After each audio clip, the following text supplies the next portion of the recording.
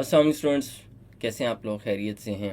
आज का हमारा लेक्चर ब्रेनस्टॉर्मिंग पे होगा। आपके सामने स्लाइड्स विजिबल हैं और इन स्लाइड्स को अगर आप देखेंगे तो आपको ब्रेनस्टॉर्मिंग की जो है पूरी स्कीम उसके बारे में अंदाज़ा हो जाएगा। ब्रेनस्टॉर्मिंग हमने एक नहीं, कम से कम तमाम पास्ट पेपर्स में से कोशिश करें पिछले पास्ट 5 to 6 ईयर्स के पेपर्स की ब्रेनस्टॉर्मिंग हो जाए। हमारी कोशिश होगी कि ब्रेनस्टॉर्मिंग हम इस तरह से करें कि हमारे मेंटल मसल्स जो हैं वो फ्लेक्स हो जाएं, वो ज़्यादा जो है वो हरकत में आ जाएं।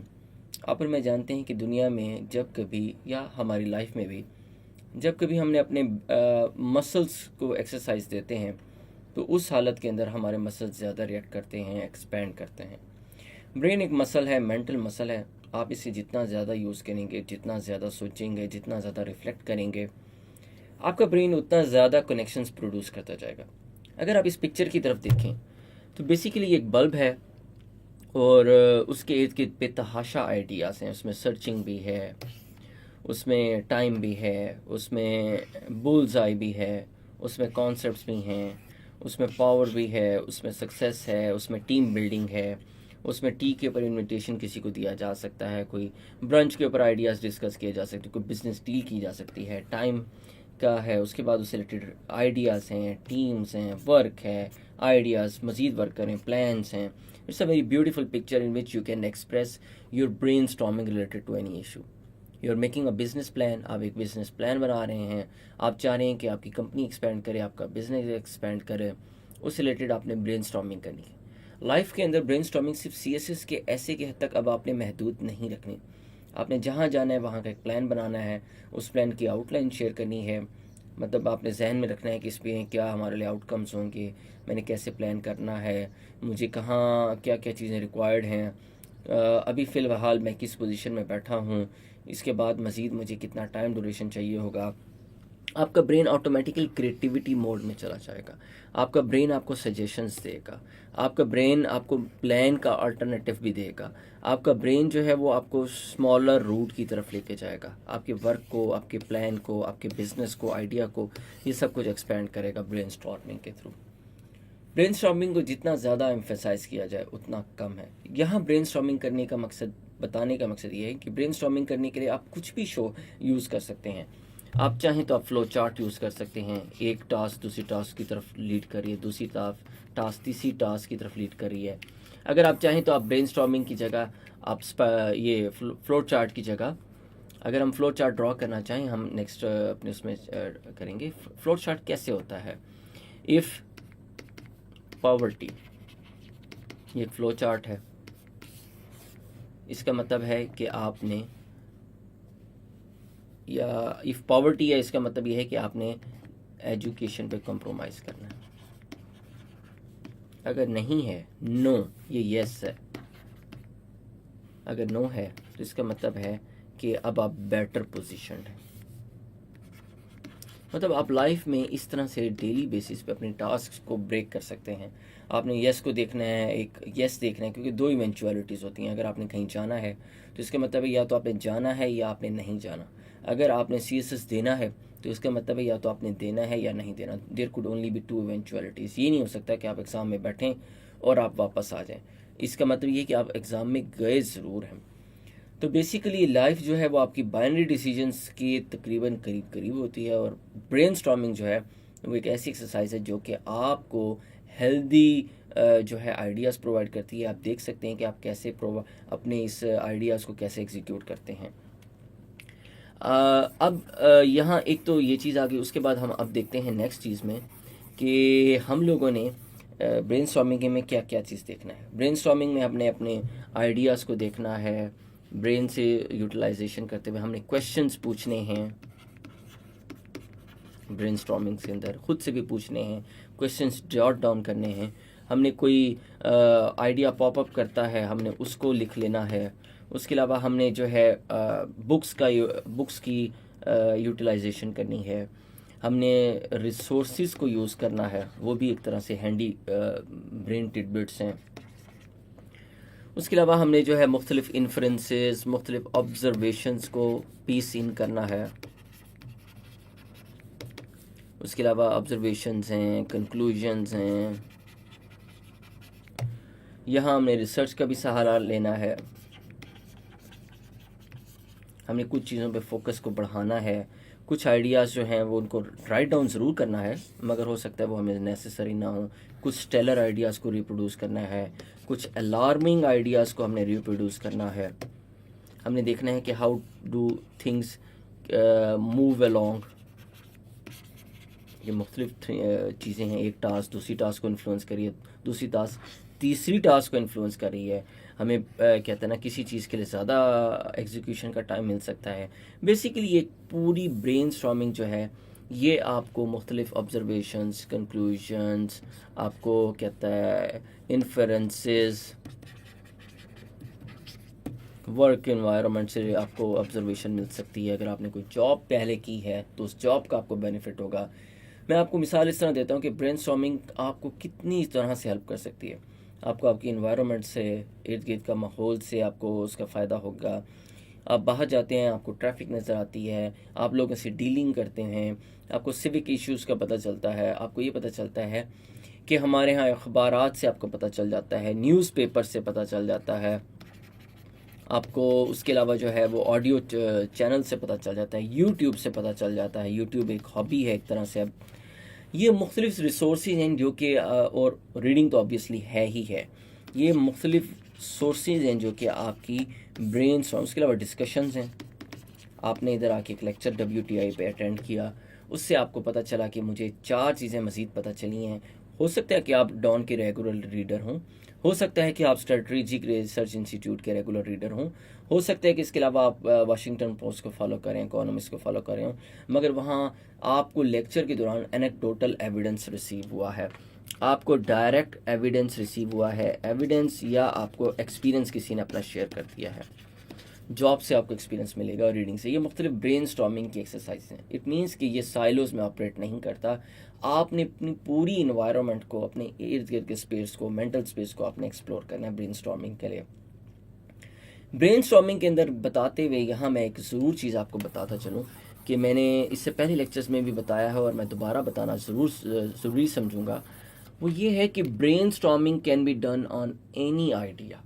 एनी आइडिया हो सकता है कि आप उसके ऊपर बिल्कुल ये अनफेमिलियर आइडिया है,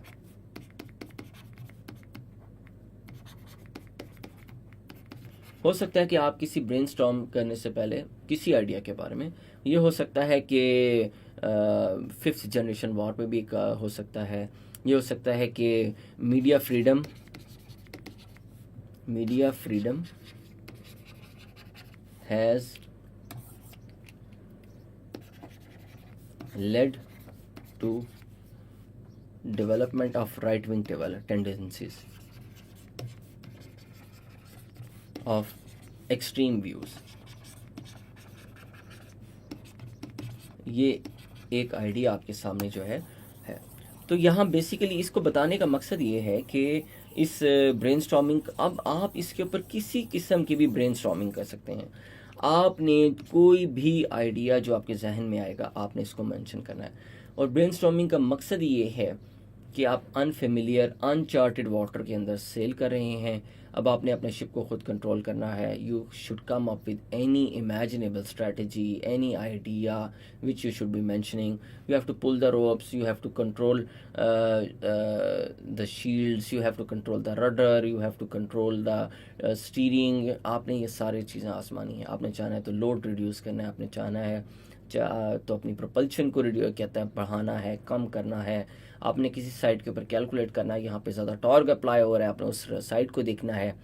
आपने ये देखना है कि आपकी जो कहता है कि आपने अपना कोर्स तब्दील करना है या नहीं करना। अगर आप विंड वाली डायरेक्शंस को यूटिलाइज़ करके किसी अननोन डेस्टिनेशन पर जाना चाहते हैं which can save you from head on collision with the storm, ये भी आपने यूज़ करना। बेसिकली ब्रेन स्टॉर्मिंग का मकसद ये है कि फेमिलियर और अनफेमिलियर, आपने आइडियाज़ जनरेट करने से हेजिटेट नहीं करना। They could be clumsy, they could be irrelevant. Brainstorming का मतलब ही ये है कि ये सारी टास्क स्कैटर्ड पड़ी हैं। आपने इन सारी स्कैटर्ड टास्क को जो आपके ब्रेन में मौजूद हैं, आपके सबकॉन्शियस में पड़ी हैं, आपके कॉन्शियस में अवेलेबल हैं। आपका सबकॉन्शियस जो है वो इमेजिनेशन का एक लाइट हाउस है। आप और मैं यंग हैं, हम लोगों को पता है, हम लोग कई दफ़ा ऐसे ऐसे इमेजिनेबल सिनेरियोज आपका ब्रेन आपको स्लीप में प्रोवाइड कर देता है कि यू आर जस्ट एस्टोनिश्ड कि how is it possible, how is it occurring to me, कि मैंने कभी नहीं सोचा कि मैं one day I would could be a mayor, मैंने कभी नहीं सोचा कि भाई मैंने ऐसी एक स्टोरी मेरे सामने वीवा इन हो रही है, मैं ज़्यादा स्ट्रेस्ड आउट हो गया हूँ लाइफ के अंदर। Your brain is constantly coming up with more and more stories and scenarios, and it gives you these either in your life, in your awake routine, or it also gives you in your sleep। तो इसके बारे में ये भी कहा जाता है कि sleep is your super power, क्योंकि आपका ब्रेन जो है वो इस तरह की स्टोरीज बैक एंड सबकॉन्शियस के अंदर लेके रख के बैठा होता है और वो उसको प्रॉप अप करता रहता है। तो बेसिकली ब्रेन स्टॉर्मिंग एक ऐसी एक्सरसाइज है कि ऐसे आइडियाज़ जो कि आपके मैं ये भी कहता हूँ सबकॉन्शियस को मैं रॉम कहता हूँ कि यहाँ आपके कुछ although it's not ROM, subconscious एक बहुत बड़ी मेमोरी है जो कि आपके ब्रेन ने टेम्पोरेरली अपना बर्डन रिड्यूस करने के लिए उनको जो है कंसाइन टू रिकॉर्ड किया हुआ है, या आप उन्हें कह सकते हैं कि उसे बैक बर्नर पर रखा हुआ है, मगर वो किसी भी टाइम उनको लेके आ जाता है। तो लेट्स सी हमारी ब्रेनस्टॉर्मिंग आज के इस सेशन में कैसे हमें हेल्प करेगा। मैंने एक और लाइफ इसमें दी है कि ये एक ब्रेनस्टॉर्मिंग की एक्सरसाइज है, और इसमें एक बंदे ने ये लिखा हुआ है या स्टूडेंट ने ये लिखा हुआ है कि why do people participate in open culture, लोग ओपन कल्चर में क्यों पार्टिसिपेट करते हैं। ये एग्जांपल यहाँ मेंशन करने का मकसद ये है कि आपको भी अंदाज़ा हो जाए कि स्टूडेंट्स कि क्यों लोग ओपन कल्चर में, या लोग ऐसे ओपन कल्चर में क्यों जाना चाहते हैं जहाँ आइडियाज़ की करेंसी हो, जहाँ आइडियाज़ की एक्सेप्टेंस हो, जहाँ आपको कोई बॉडी शेमिंग नहीं करेगा, जहाँ आपको कोई जो है आइडिया शेमिंग नहीं करेगा, जहाँ आपको एक्सेप्ट कर लिया जाएगा आपके रिलीजन की वजह से, आपको आपके व्यूज़ की वजह से, जहाँ आप कोई बात करेंगे उसका रिबटल आपको पेश किया जाएगा। वो नीचे जिस तरह कहते हैं कि the worst form of bigotry is to hold someone in lower esteem who thinks differently than you. तो इसका मतलब ये है कि ये एक ऐसी आइडिया, ये एक ऐसा कल्चर है जहाँ you could be of any sexual orientation, you could be of any democratic orientation, और you can be having a dictatorial mind set और एन ऑटोक्रेटिक माइंड सेट। उस वक्त के प्रिंसिपल्स के लिहाज से हो सकता है कि आप उस सोसाइटी में एक्सेप्टेबल हों। तो ये बेसिकली जो है इसकी एक्सरसाइज है। Why do people participate in open culture? Because of empowerment, develop new ideas, several brains better than one, cross pollination, no need to reinvent the wheel, constant feedback जो है आपको प्रोवाइड होती है open culture में, efficiency है, more cost effective है, sharing acceleration है, progress है, इनोवेशन है, व्हाट डू यू थिंक ये भी आपसे पूछा जाएगा, नॉलेज के राइट्स आपको पता चलेंगे, आपको वैल्यूज़ पे इन्फॉर्म किया जाएगा, it is the right thing to do. उसके अलावा आप देखेंगे वाई ओपन अप, उसके अलावा just cause, I need this feature, not relevant materials, accessible, creativity, I just love it, join exciting projects, fun, values, empowerment। ये basically आपने जब किसी ओपन कल्चर में जाना है तो इससे रिलेटेड ब्रेनस्टॉर्मिंग हुई भी है। CSS से रिलेटेड ब्रेनस्टॉर्मिंग के ऊपर कुछ हम मज़ीद डिस्कशन करते हैं कि हम लोग ब्रेनस्टॉर्मिंग करना चाह क्यों रहे हैं, क्या ज़रूरत पेश आ गई हमें कि हम ब्रेनस्टॉर्मिंग करें, और हम ब्रेनस्टॉर्मिंग किन किन तरीक़ों से कर सकते हैं। जो फर्स्ट लाइन हमारे पास अपीयर हो रही है वो है we can draw a spider web type of our brainstorming writeup. हमने जो ब्रेनस्टॉर्मिंग की राइटअप है उसको स्पाइडर वेब के तौर पे इस तरह ड्रा कर सकते हैं, जैसे एक स्पाइडर वेब यहाँ है, यूं एक आइडिया इससे लिंक्ड है, फिर एक आइडिया जो है इस आइडिया से आगे लिंक ये आइडिया है, फिर ये आइडिया लिंक्ड है, फिर इस तरह आइडिया लिंक्ड है। ये बेसिकली हमने एक स्पाइडर वेब क्रिएट कर दिया है, मल्टीपल आइडियाज़ इसके साथ हमने ड्रॉ किए हुए हैं। अदर देन दैट जो है हमारे पास है, हमने ये भी कर सकते हैं स्पाइडर वेब के अलावा, स्पाइडर वेब में भी हम नंबरिंग कर सकते हैं। जैसे ये मैं इसे छोटा करके आपको बना के दिखाता हूँ, ब्रांचेस बनाते जाएं जिस तरह टी की ब्रांचेस होती हैं।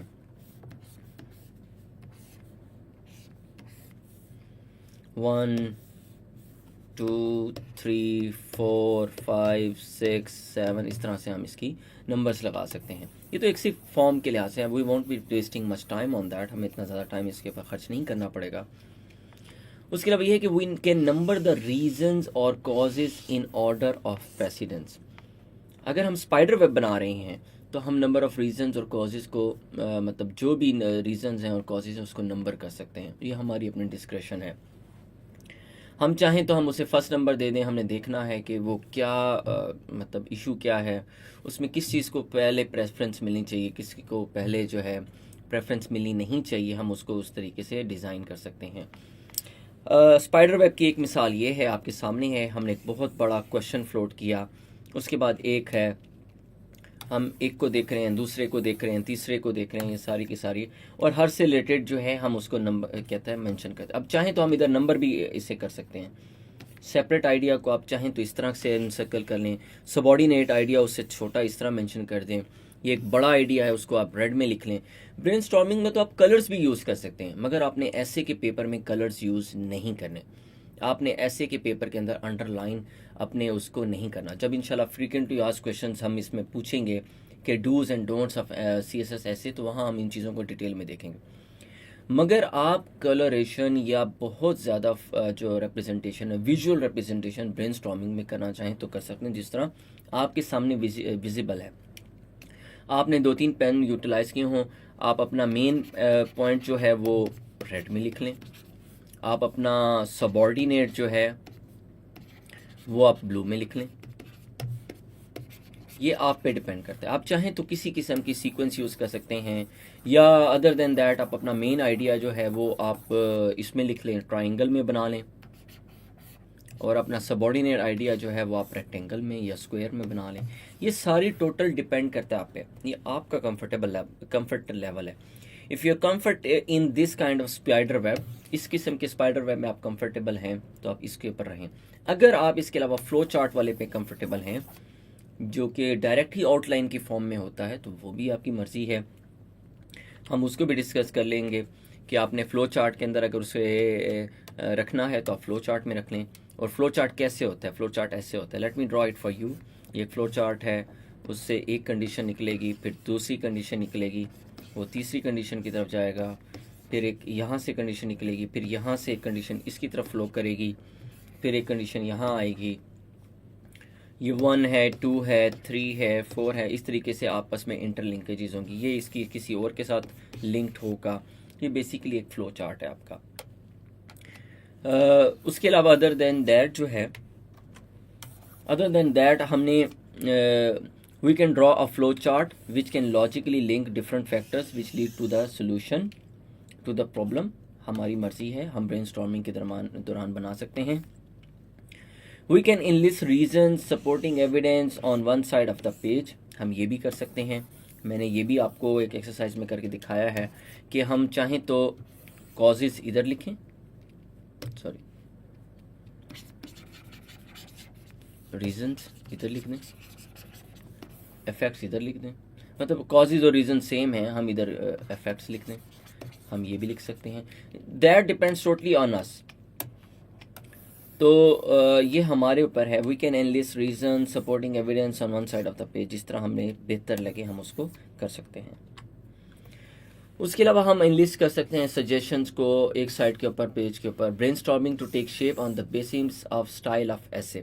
कई दफ़ा ब्रेनस्टॉर्मिंग जो है वो स्पेसिफिक एसे की स्टाइल पे भी डिपेंड कर रही होती है। ब्रेनस्टॉर्मिंग अगर एक आर्ग्यूमेंटेटिव एसे के ऊपर है, जैसे gender equality is a myth, अगर आपको ये एक ऐसे दिया जाता है तो ये एक प्योरली आर्ग्यूमेंटेटिव ऐसे है। इसकी जो है कहता है जो आउटलाइन है या इसकी जो ब्रेनस्टॉर्मिंग है, इसकी एक बिल्कुल डिफरेंट शेप होगी। ये एक प्योरली आर्ग्यूमेंटेटिव ऐसे है। अगर इसको हम देखना चाहें दूसरी तरीके से कि हम लिखना चाहते हैं woman empowerment can only be realized through universal literacy. तो ये भी एक आर्ग्यूमेंटेटिव ऐसे है, मगर इसकी आउटलाइन और जो पहले हमने टॉपिक मेंशन किया था उसकी आउटलाइन एक ऑल टुगेदर डिफरेंट आउटलाइन होगी। Basically brainstorming. We can write examples or anecdotal evidence on one side of the page and statistics facts on the other side of the page. अगर हम चाहें तो हम एक साइड के ऊपर जो है हमने यहाँ कॉजेस लिख दिए, उसके बाद हमने इधर इफेक्ट लिख दिया, उसके बाद हमने इधर जो है स्टैट्स लिख दिए, इधर हमने एग्जांपल्स लिख दी। ये हम अपनी जो है ब्रेनस्टॉर्मिंग कर रहे हैं। Any style you can adopt. आप स्पाइडर वेब यूज़ करना चाहते हैं, आप फ्लो चार्ट यूज़ करना चाहते हैं, पर्पस क्या है, हमने ब्रेनस्टॉर्मिंग करनी है। Let's move ahead. How to do brainstorming, ये ज़्यादा इंपॉर्टेंट ऐसे टॉपिक है कि हमने ब्रेनस्टॉर्मिंग करनी कैसे है। ब्रेनस्टॉर्मिंग जब आपने करनी है तो हमने जैसे ऐसे टॉपिक सेलेक्ट कर लेते हैं कि फेमिनिज्म, ये भी कैसे अपीयर हो चुका है, is not a third world issue. अगर ये टॉपिक हमारे पास अपीयर हो जाता है तो इसका मतलब क्या है कि अब हमने पता करना है ब्रेनस्टॉर्मिंग करनी कैसे। ब्रेनस्टॉर्मिंग का मतलब we have to ask ourselves different kind of questions. मैंने एक लिस्ट एग्जॉस्टिव तो नहीं है, कोशिश की है कि मैं तमाम रेलेवेंट क्वेश्चंस आपके जहन में पुट इन करूं या अपने जहन से पूछूं कि किसी टॉपिक से रिलेटेड मैंने क्या कुछ पूछना है ताकि मुझे ब्रेनस्टॉर्मिंग करनी आ जाए। What is the subject of the topic, topic क्या है, सब्जेक्ट क्या है कि फेमिनिज्म है। Have you prepared the topic, क्या हमने फेमिनिज्म के ऊपर प्रिपेयर की है। फेमिनिज्म क्या है, मूवमेंट्स कौन सी फेमिनिज्म से रिलेटेड हैं, फेमिनिज्म की कौन सी मूवमेंट करंटली चल रही है, 20th सेंचुरी में कैसी थी, 19th सेंचुरी में कैसी थी, वेस्ट में कैसी है, ईस्ट में कैसी है, मुस्लिम कंट्रीज़ में फेमिनिज्म की क्या रोल चल रहा है, क्या हमने इसके ऊपर कुछ प्रिपेयर किया है, 21st सेंचुरी में क्या हो रहा है, क्या कुछ प्रिपेयर किया है। Does the topic relate to any socio economic issue, क्या ये टॉपिक किसी सोशियो इकोनॉमिक इशू के साथ रिलेट करता है, बिल्कुल करता है। ये वुमेन एम्पावरमेंट के साथ करता है, वुमेन पार्टिसिपेशन से रिलेट करता है, वुमेन की पार्टिसिपेशन से रिलेट करता है। उसके बाद ये क्या फैक्टर्स रिस्पॉन्सिबल हैं, हमने उन फैक्टर्स को लिख देना है कि जो है इसमें कहता है डिस्क्रिमिनेशन है, उसके अलावा जो है एजुकेशन है, हेल्थ है, उसके अलावा प्रॉपर्टी में शेयर है, पैट्रियार्की है, उसके अलावा जो है ये कल्चरल लैग्स हैं, ये मुख्तलिफ इश्यूज़ हैं। ये what are the factors responsible, ये जो फेमिनिज्म की इस मूवमेंट के पीछे हैं। उसके अलावा बेसिकली और भी है, विक्टिमाइजेशन भी है, सेक्सुअल हरासमेंट भी है, डिस्क्रिमिनेशन भी है, वर्क प्लेस मैल ट्रीटमेंट भी है। व्हाट आर द सॉल्यूशंस, मतलब हमने ये मेंशन सबसे पहले टॉपिक कहाँ से शुरू किया था, सब्जेक्ट, टॉपिक की प्रिपरेशन की है, सोशियो इकोनॉमिक इशू से रिलेट तो नहीं करता, फैक्टर्स कौन से रिस्पॉन्सिबल हैं, उसके सॉल्यूशंस क्या हैं। हमने ये बताया कि हमारे यहाँ जो है प्रॉपर्टी में शेयर नहीं है, अगर शेयर है भी सही तो वो सिर्फ जो है वो ऑन पेपर एग्जिस्ट करता है, उसकी प्रैक्टिकल कोई शेप नहीं है। उसके अलावा जो है ये टॉपिक जो है वो कैसे एड्रेस करेगा ह्यूमन रिसोर्स इशू को। पाकिस्तान की बहुत बड़ी पॉपुलेशन है, आप वुमेन रिलेटेड कोई भी इशू है उसको रिजॉल्व करते हैं, आप अपना जीडीपी को ग्रो करता देखेंगे, आप अपने टैलेंट पूल को ग्रो करता देखेंगे। आपकी सॉफ्टवेयर इंडस्ट्री के अंदर वुमेन बहुत ज़्यादा एम्प्लॉय हो सकती हैं, उनकी ब्रेन स्किल्स कई जगहों पे साइंस प्रूव कर रही है कि वुमेन जो है कुछ स्पेसिफिक स्किल्स के अंदर, ऑल्दो कि देयर इज़ नो मोनोपली, और ये एक तरह से नैरेटिव बिल्ड होता है and it's only a research, it's not something that is concrete. मगर यह है कि वुमेन जो है उनकी रिलायबिलिटी या उनकी कमिटमेंट्स वो ज़्यादा बेहतर हैं एज़ कम्पेयर टू मैन। उसमें ग्रामीण बैंक की भी एग्जांपल है कि उसमें लोन जो दिया गया वो सबसे ज़्यादा ख़वातीन को दिया गया, और उन लोन्स को रिटर्न रेट जो है सबसे ज़्यादा जो है वो फीमेल क्लाइंट्स का था, मेल क्लाइंट्स का कम था। उसके अलावा रॉबरीज, डेकॉयट्स, किलिंग्स, उनमें भी वुमेन का शेयर कम है। मतलब इस तरह के बेतहाशा जो इश्यूज़ हैं। उसके अलावा आपने क्या रिकमेंडेशंस दी हैं उस प्रॉब्लम के रेजोल्यूशन के लिए, ये भी आप देंगे ब्रेनस्टॉर्मिंग के अंदर। मतलब brainstorming is just like preparing a stencil. आपको स्टेंसिल का याद होगा। ब्रेनस्टॉर्मिंग आपने क्वेश्चंस भी पूछने हैं और एक तरह की स्टेंसिल भी प्रिपेयर कर लिए हैं। स्टेंसिल्स आप लोगों को याद होगा जब हम बचपन में हुआ करते थे तो स्टेंसिल्स हमें मिलती थी। ये बेसिकली फ्रेम्स होते थे जिसके अंदर आपको मुख्तलिफ वर्ड्स लिखे मिलते थे। उन फ्रेम्स के वर्ड्स में जब आप राइटिंग करते थे तो एग्जैक्टली उसी तरीके से आ जाता है। जैसे ये एक एस फ्रेम है, आप इधर एस लिखेंगे तो आई आ जाएगा, फिर ए है, फिर सी है, फिर आई है, फिर एक इस तरह से एक लेटर बना हुआ है, फिर 8 न्यूमरल है, कुछ भी इस स्टेंसिल के अंदर। आप इसके अंदर कुछ स्टार्स बने होते थे, कई दफ़ा इसमें ओवल बने होते थे, कई दफ़ा इसमें जिटरी किस्म की फिगर्स बनी होती थी। इसके अंदर आप लिखते थे तो आप ड्रॉ करना शुरू कर देते थे। ये फिक्स्ड होता है। बेसिकली हमने कम से कम एक स्टेंसिल अपने जहन में बना लेनी है कि हमने जब ब्रेनस्टॉर्मिंग करनी है तो कौन कौन से क्वेश्चंस पूछने हैं। उसके अलावा इसमें देखना है कि कौन कौन सी पॉलिसीज़ इन्वॉल्व हैं किस किस्म की। उसके अलावा हमने ये देखना है कि इसके अंदर जो है किन किन पॉलिसीज़ को हमने पहले यूटिलाइज़ किया रिजॉल्व करने के लिए।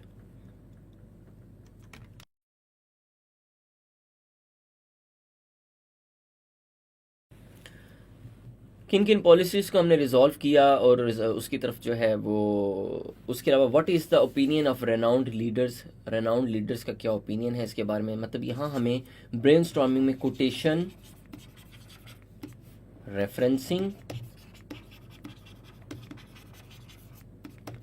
एग्जाम्पल।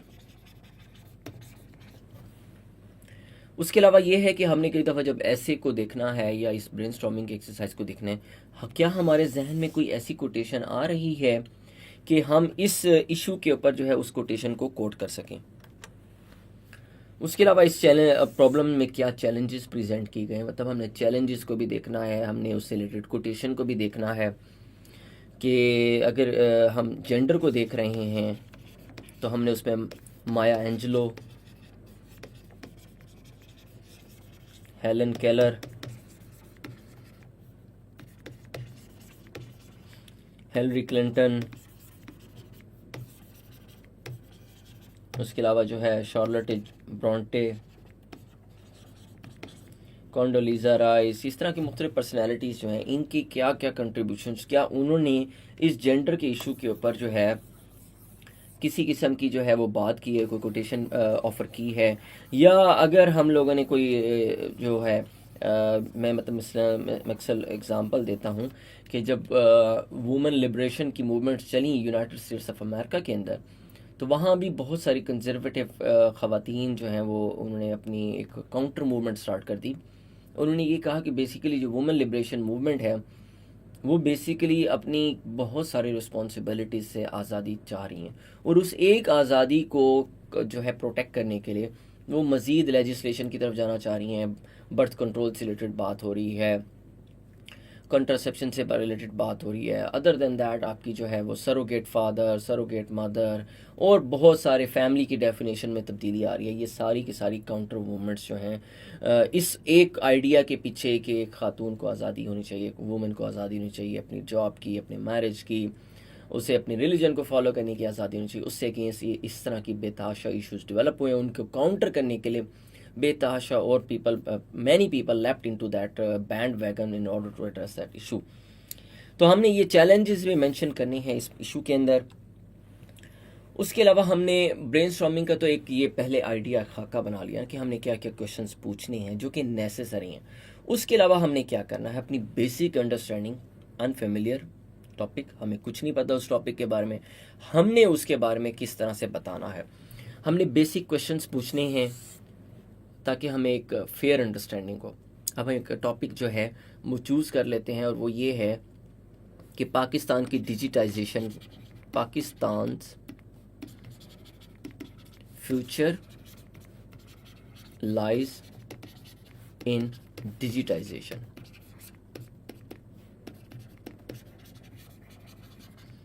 ये पाकिस्तान का फ्यूचर जो है वो डिजिटाइजेशन के अंदर है। मतलब फ्यूचर कुछ भी हो सकता है, डेवलपमेंट रिलेटेड हो सकता है, प्रॉस्पेरिटी रिलेटेड हो सकता है, ग्रोथ रिलेटेड हो सकता है, ह्यूमन डेवलपमेंट इंडेक्स बेहतर होगा, इकोनॉमिक सस्टेनेबिलिटी बेहतर होगी, मुल्क में फॉरेन एक्सचेंज रिजर्व्स बढ़ेंगे, एक आईटी ओरिएंटेड कंट्री बन जाएगी। एक वक्त होता था पाकिस्तान के बारे में कहा जाता था कि it is basically the country of doctors and engineers, इतना ज़्यादा टैलेंट हमारा एक्सपोर्ट हो रहा था।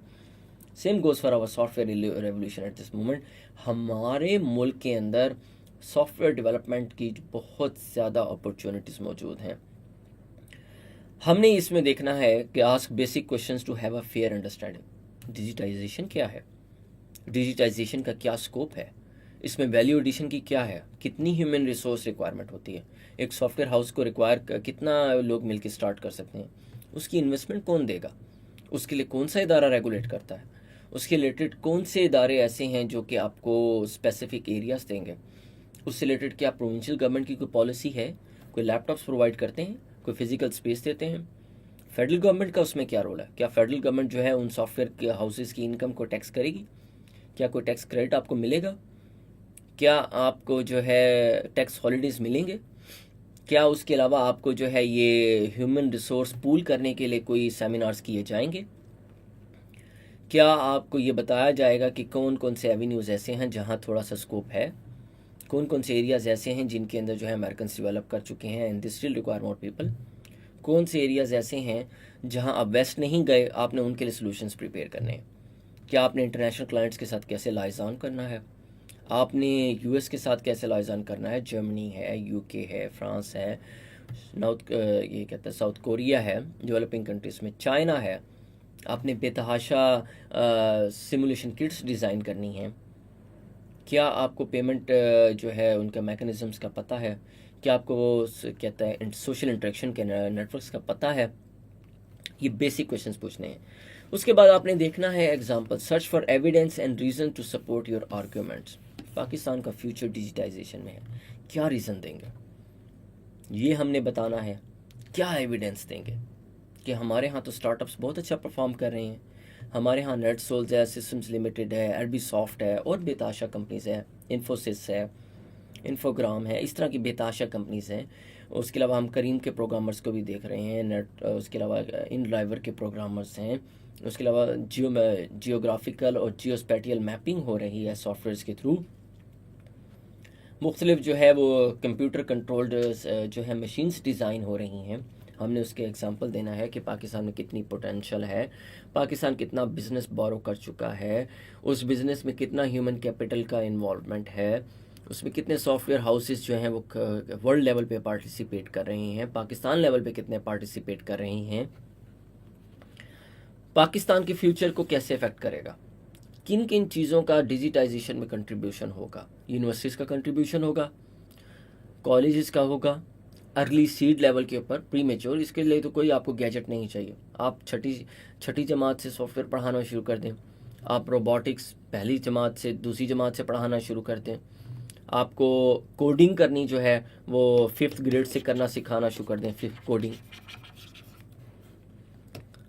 आप उसके अलावा मैथ की स्किल्स बहुत इंपॉर्टेंट हैं इसके लिए, न्यूमेरिकल एनालिसिस, ये कोर्सेज पे आप कर सकते हैं। आप इसमें एग्जांपल वियतनाम की ले सकते हैं, आप इसमें एग्जांपल इंडिया की ले सकते हैं, आप इसमें एग्जांपल जो है वो आयरलैंड की ले सकते हैं, वहाँ बहुत सारे जो है सॉफ्टवेयर हाउसेज जो हैं उसमें आप उसके अलावा अदर देन दैट आप गूगल की रिक्वायरमेंट्स मेंशन कर सकते हैं, अमेज़ॉन की रिक्वायरमेंट्स, माइक्रोसॉफ्ट, अमेज़ॉन, ये सारी जो बड़ी बड़ी टेक जाइंट्स हैं इनके सॉफ्टवेयर से रिलेटेड आप जो हैं वो मुख्तलिफ फैक्टर्स मेंशन कर सकते हैं कि उनको ये चीज़ें रिक्वायर हैं, पाकिस्तान इन सोल्यूशंस के ऊपर काम कर रहा है। देखिएगा, पैरेलल एग्जांपल्स का जिक्र कीजिएगा जो आपकी रीजनिंग को सपोर्ट करें कि बिल्कुल पेपॉल को जो है पाकिस्तान बहुत ज़्यादा सपोर्ट उसमें उसका बेनिफिट मिलेगा, हमें फ्रीलांसिंग का बहुत ज़्यादा बेनिफिट मिलेगा। उसके अलावा हम जो है फ्रीलांसर्स के तौर पे हमें कौन कौन सी इनकम के लिहाज से हमें क्या क्या एग्जम्पशंस अवेलेबल होंगी। अब हमने ये देखना है कि हमने कैसे रीजंस कोट करने हैं जो ये साबित करे कि भाई पाकिस्तान के फ्यूचर डिजिटाइजेशन में लाई नहीं करता। हमें दोनों साइड्स देखनी है, मगर ये डिपेंड करता है आर्ग्यूमेंट की बेसिस पे। अगर हमें आर्ग्यूमेंट में ये ज़रूरी मेंशन करना है कि भाई पाकिस्तान की तो फ्यूचर डिजिटाइजेशन में है, मगर इतनी बड़ी पॉपुलेशन जो है वो तो लेबर इंटेंसिव पॉपुलेशन इंडस्ट्री के लिए बनी है, क्या उस पे काम करें या इस पे काम करें। यहाँ काम करने के लिए एक बंदे को कितने साल की तालीम देनी पड़ेगी। अगर आप किसी को सॉफ्टवेयर में इंगेज करना चाहते हैं, आपको उसको कहते तनख्वाह भी ज़्यादा अच्छी देनी पड़ेगी। गवर्नमेंट को उसके ऊपर बहुत मेहनत करनी पड़ेगी, क्योंकि प्राइवेट यूनिवर्सिटी तो बहुत हाई फीस चार्ज करती हैं। आपने उसे सॉफ्टवेयर में लेके आना है, आपने उसको कम से कम 16 to 18 ईयर्स की एजुकेशन देनी है। और जो सबसे ज़्यादा महंगी एजुकेशन है उसकी 4 ईयर्स की है ग्रेजुएशन, जहाँ उसकी मेजर स्किल्स बननी है। मगर उससे पहले भी जो उसकी स्किल्स बननी हैं वो पहले से लेकर 12th ग्रेड तक बननी है, और ये यहाँ भी आपको क्वालिटी एजुकेशन देनी पड़ेगी। अब इस ब्रीड को प्रिपेयर करने के लिए, सॉफ्टवेयर या इंडस्ट्री केपेबल ब्रीड को कहते हैं प्रिपेयर करने के लिए, आपको तो बहुत ज़्यादा पैसे खर्च करने की ज़रूरत पेश आएगी। तो शायद पाकिस्तान का डिजिटाइजेशन में फ्यूचर लाई नहीं करता। ये भी एक कहते हैं वीकनिंग जो है आर्गुमेंट है। उसके अलावा हाँ, अगर देखें 220 मिलियन की पॉपुलेशन है, अगर आप कहते हैं कि देखें मैंने इन्हें लेबर में लगाना है, कंस्ट्रक्शन में लगाना है, कंट्री ने, या एग्रीकल्चर में लगाना है, पॉपुलेशन है 220 मिलियन, उसमें लेबर केपेबल जो है यूथ पॉपुलेशन वो है तकरीबन 90 मिलियन फ़र्ज कर लिया। इसको कोई एजुकेशन देने की ज़रूरत नहीं है, इसको कोई स्पेसिफिक स्किल्स देने की ज़रूरत नहीं है। गवर्नमेंट की इन्वेस्टमेंट जो है इस एरिया में वो तो बहुत ही लो होगी। तो क्या आपके लिए फीसेबल है? मतलब हमने तो आर्ग्यूमेंट्स मेंशन करने हैं ना कि डिजिटाइजेशन की तरफ गवर्नमेंट क्यों नहीं जा रही। हो सकता है गवर्नमेंट इसको कंसिडर करिए कि भाई 220 मिलियन के ऊपर जो खर्च करना है, मतलब सॉफ्टवेयर में जाएंगे अगर 1 मिलियन, तो उस पर खर्च करना पड़ेगा 500 बिलियन, या मिलियन कर लेते हैं, मिलियन। और अगर आपने इधर 80 मिलियन पे काम करना है तो you need only 100 billion. 80 million people पे काम करना है। इन 80 मिलियन पीपल को आप 25,000 पर मंथ दे दें, और इन 1 मिलियन लोगों को आपको देना पड़ेगा तकरीबन 200K पर मंथ। तो यहाँ इसको 25,000 देना पड़ रहा है, यहाँ हो सकता है 400K देना पड़े आपको। तो यहाँ आपने अंडरमाइनिंग आर्ग्यूमेंट्स भी देने हैं। उसके अलावा आपने जो ऐसे रीजंस हैं वो भी मेंशन करने हैं। बेसिकली तो ये भी एक आर्ग्यूमेंटेटिव्स आपको ब्रेनस्टॉर्मिंग के दौरान ही आप अपने आर्ग्यूमेंट्स को फ्रेम कर रहे हैं, जो कि बाद में अपने आउटलाइन की शेप में मेंशन करने होंगे। जब आप शुरू से ही अपने आर्ग्यूमेंट्स को सॉलिडिफाई करेंगे, पावरफुल बना लेंगे, इसका मतलब ये है कि आपको थीसिस स्टेटमेंट में कोई प्रॉब्लम नहीं होगी, आपको आउटलाइन बनाने में कोई प्रॉब्लम नहीं होगी, जब आप शुरू से ब्रेनस्टॉर्मिंग में बहुत अच्छे आर्ग्यूमेंट्स अपने लेके आएंगे। क्योंकि आपने साइमल्टेनियसली लिखना तो है, आउटलाइन में आपने उनको शेप देना है, ठीक है। कम up with reasons that strengthen an argument, आपने ये आर्ग्यूमेंट्स लेके आने हैं। उसके बाद आपने साइकोलॉजिकल फैक्टर्स मेंशन करने हैं जो कि मेंटल ब्लॉक्स के तौर पे कौम की तरक्की में या डिजिटाइजेशन के दरमियान हायल हो सकते हैं। आपने अगर ये स्पेसिफिक इससे रिलेटेड नहीं है टॉपिक, तो आपने ये भी आइडेंटिफाई करना है कि एक इशू में कितने स्टेक होल्डर्स हैं। मेरी कोशिश ये है कि मैं हर जगह कोई ना कोई एग्जांपल आपके लिए नरेट करूं ताकि आपको प्रॉब्लम ना हो। स्टेक होल्डर जब आपको पता होंगे तो आपको वॉरिंग पार्टीज़ का पता होगा, आपको फाइटिंग पार्टीज़ का पता होगा, या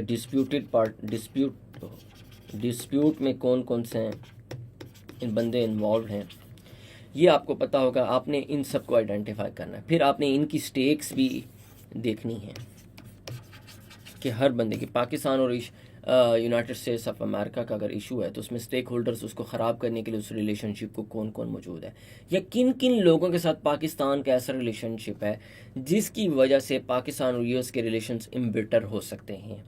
उसमें चाइना भी हो सकता है, उसमें इंडिया भी हो सकता है, उसमें ईरान भी हो सकता है, उसमें रशिया भी हो सकता है, उसमें ये भी हो सकता है आपका कहता है श्रीलंका के साथ रिलेशनशिप भी हो सकता है, किसी ऑर्गेनाइजेशन के साथ रिलेशनशिप भी हो सकता है। ये सारे इश्यूज हो सकते हैं। उसके बाद आपने किसी भी टॉपिक का एन इकोनॉमिक डायमेंशन ज़रूर देख लेना है। पाकिस्तान और जो है इंडिया की जो आपस में कन्फ्लिक्ट है उसका एक बहुत बड़ी जो कैजुअलिटी है वो है आपकी इकोनॉमिक ग्रोथ। देखें इंडिया पूरी दुनिया के साथ बिलियंस और ट्रिलियंस ऑफ डॉलर्स की ट्रेड कर रहा है, मगर वो पाकिस्तान के साथ कोई ट्रेड करने के लिए तैयार नहीं, क्योंकि कश्मीर डिस्प्यूट है और इंडियन हेजीमनी है। तो कश्मीर डिस्प्यूट की एक बहुत बड़ा फॉल आउट जो है वो इकोनॉमिक फॉल आउट है।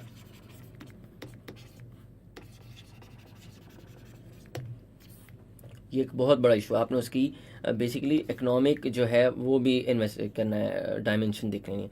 उसके बाद आपने इन्वेस्टिगेट करना है उसकी political and strategic fall out of an agenda. कोई भी एजेंडा हो, कोई भी पॉलिटिक्स का इशू हो, आपने उसका पॉलिटिकल सोल्यूशन जो है या फॉल आउट जो है उसको ज़रूर लिंक करना है। उसके बाद हमने ब्रेनस्टॉर्मिंग में देखना है जिस तरह मैंने पहले बताया कि क्या हमने उसके ऊपर प्रेपरेशन पहले कभी की है, वेदर वी हैव प्रिपेयर्ड और read anything on this topic earlier. जहन में ज़रूर रखना है हम लोगों ने, so that we can have a clear idea. हमें ब्रेनस्टॉर्मिंग ब्लाइंड टॉपिक पे भी करनी पड़ेगी और ज़रूरी है हमारे लिए। हम ऐसे अटैम्प्ट करेंगे ऐसे, जो कि मैं भी आपके साथ उसमें आपकी हेल्प आउट करूँगा इसके अंदर, इस पूरे कोर्स के अंदर, जिसका मुझे भी कोई आइडिया नहीं होगा और शायद मैं उसको CSS के पेपर में अटैम्प्ट भी ना करूं, मगर फिर भी आइडियाज़ जनरेट करने के लिए इट्स नॉट नथिंग बैड। आपने जब आइडियाज़ जनरेट करनी है तो it means that you are adding more to your capacity. आप प्रिपरेशन की है या नहीं की, ये भी जहन में रखना है, फिर ब्रेनस्टॉर्मिंग की तरफ जाना है। ऐसे की सिलेक्शन के टॉपिक का जब ऐसे हम मतलब जो हमने लेक्चर किया था, वहाँ आपको याद होगा कि मैंने ये आपको कहा था कि आपने जब ऐसे का टॉपिक सिलेक्ट करना है तो ये जहन में ज़रूर रखना है कि क्या मैंने इसको पहले प्रिपेयर किया है या नहीं किया, और लेटेस्ट मैंने कौन से प्रिपेयर किया था, मुझे उसके ऊपर कितनी ग्रिप मौजूद है। और ऐसे की टॉपिक सिलेक्ट करने के फ़ौरन अगला स्टेप ये होगा कि आपने उस पर ब्रेनस्टॉर्मिंग करनी है। तो यहाँ ये मेंशन करना ज़रूरी है कि आपने उस पर टॉपिक पे अर्लियर क्या प्रिपेयर किया है, whether the topic provide some generalization और it fits into narrow opinion groups. हमने लास्ट टाइम डिस्कस किया था अपने ऐसे के टॉपिक सिलेक्शन के लेक्चर के अंदर कि क्या ये नैरो टॉपिक है या ब्रॉड टॉपिक है। नैरो टॉपिक के भी मैंने कुछ फ़ायदे आपको बताए थे, ब्रॉड टॉपिक के भी मैंने आपको बेनिफिट्स बताए थे। हमने यहाँ भी जहन में रखना है इन चीज़ों को। Whether we are earlier attempted an essay dealing with this single point, हमने ये भी देखा था। फिर उसके अलावा हमने देखना है whether we are comfortable attempting essays on abstract topics और पिथी कोटेशंस। हमने जहन में ये भी रखना है ब्रेनस्टॉर्मिंग के दरमियान कि हमने ब्रेनस्टॉर्मिंग जब करनी है किसी भी टॉपिक पे, तो हम क्या कोटेशंस पे जो है वो कंफर्टेबल हैं या नहीं। Whether the essay topic is link to international relations, nuclear war और बैलेंस ऑफ पावर। हमने ये भी जहन में रखना है। हमने कुछ सालों में कुछ ऐसे देखेंगे जो इंटरनेशनल रिलेशन, ग्लोबलाइजेशन और डिजिटाइजेशन को काफ़ी हद तक डिस्कस किया गया है पास्ट पेपर्स में। मैं आज रिव्यू कर रहा था and I came to the conclusion कि काफ़ी ज़्यादा शेयर जो है ग्लोबलाइजेशन का पिछले पास्ट पेपर्स में है। ग्लोबलाइजेशन का ऐसे तकरीबन हर दूसरे तीसरे साल जो है आता रहता है। उसके अलावा हमने ब्रेनस्टॉर्मिंग के दौरान ये भी देखना है कि क्या जो मेन पॉइंट है वो रिलेटेड है, whether the topic's main point is related to the latest political trends and socio economic issues. क्या ये सोशियो इकोनॉमिक इशू से रिलेटेड है या नहीं है, हमने ये भी जहन में रखना है। क्या लेटेस्ट ट्रेंड चल रहे हैं, अगर पाकिस्तान में पावर पॉलिटिक्स एट डिस्प्ले है तो उसमें क्या है, फेडरलिज्म एट प्ले है, उसमें कोई कंस्पिरेसी चल रही है, क्या उसमें नंबर गेम है, क्या उसके अंदर जो है कोई फॉरेन स्टेक होल्डर्स इन्वॉल्व हैं, या उसके अंदर जो है वो पॉवर्टी का रोल है, सो इसमें इकॉनमी का रोल है, या उसमें करप्शन का रोल है, कोई अकाउंटेबिलिटी को थॉट करने की, रिजेक्ट करने की, इवेट करने की कोई एक्सरसाइज चल रही है। हमने ये जहन में रखना है। Whether the issue in the essay relates to a national, international और डोमेस्टिक लेवल इशू, हमने ये भी ब्रेनस्टॉर्मिंग में जहन में रखना है। ब्रेनस्टॉर्मिंग एक बहुत बड़ी एक्सरसाइज है जिसमें आपने तमाम चीज़ों को जहन में रखना है। इस आइडिया को इंटरनेशनल रिलेटेड इशू है, लोकल रिलेटेड इशू है, इसमें कौन से स्टेक होल्डर्स हैं, इसमें फाइटिंग कौन पार्टीज़ कौन सी हैं, इसमें डिस्प्यूट का इकोनॉमिक फॉल आउट क्या होगा, सोशियो इकोनॉमिक फॉल आउट क्या होगा, क्या इसकी वजह से जो है क्रॉस बॉर्डर मूवमेंट रिड्यूस तो नहीं हो जाएगी, क्या इससे टूरिज़्म तो रिड्यूस नहीं हो जाएगा, उससे टेररिज्म का बढ़ने के चांसेस हैं नहीं हैं, इससे पॉवर्टी के बढ़ जाने के, इससे इंडस्ट्रियलाइजेशन के रिड्यूस होने के चांसेस हैं या नहीं, फॉरेन डायरेक्ट इन्वेस्टमेंट रिड्यूस होगी या नहीं होगी, whether we are updated on facts and data on the issue. ये जहन में ज़रूर रखना है हम लोगों ने। हमने जब ब्रेनस्टॉर्मिंग करनी है तो मैंने आपको ये बताया था कि हमने एक अलहदा चैम्बर जो है वो राइट करना है, एक अलहदा चैम्बर ड्रॉ करना है इस तरह से, जहां हमने फैक्ट्स मेंशन करने हैं। हमने फैक्ट्स को मेंशन करना है और उसके बाद हम मज़ीद देखते हैं whether we are updated on facts and data on the issue. हमने डेटा के ऊपर फैक्ट्स अपने देखने update. Whether we are comfortable with writing on topics which require data to substantiate an argument. हमने ब्रेनस्टॉर्मिंग करते वक्त ये भी ध्यान में रखना है कि हमने कौन कौन से स्टैट्स को चूज़ करना है और क्या कंफर्टेबली हम उनको मेंशन कर सकेंगे। ब्रेनस्टॉर्मिंग के दौरान ये बहुत ज़रूरी है। Whether we have earlier written an essay that employed a mix of qualitative and quantitative data। हमने ये भी जहन में रखना है कि जब हमने एक ऐसे यूज़ करना है, हमने Pakistan is a poverty stricken या struck country, हमने ये एक स्टेटमेंट दी है। मगर अब इसे क्वालिफाई करने के लिए, ये तो हमने एक कहते हैं ना क्वालिफाई कर दिया इसको कि भाई पाकिस्तान एक पॉवर्टी स्ट्रक कंट्री है, मगर अब स्टेट्स देने हैं। Because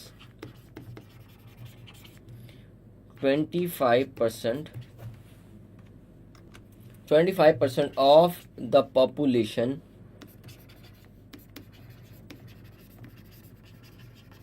lives below the poverty line।